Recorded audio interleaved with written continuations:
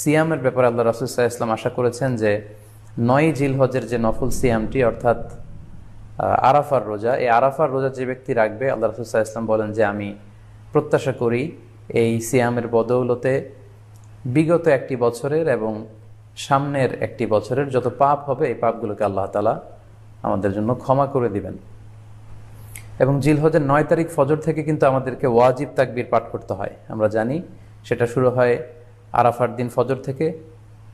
9 তারিখ ফজর থেকে শুরু করে 13 তারিখ আসর পর্যন্ত এই তাকবীরগুলো প্রত্যেক সালাতের পরে পড়া আমাদের জন্য আবশ্যক। আমরা যেন এই নফল আজকারগুলো, এই নফল তাকবীরগুলো যাতে আমরা বেশি বেশি করে দেই।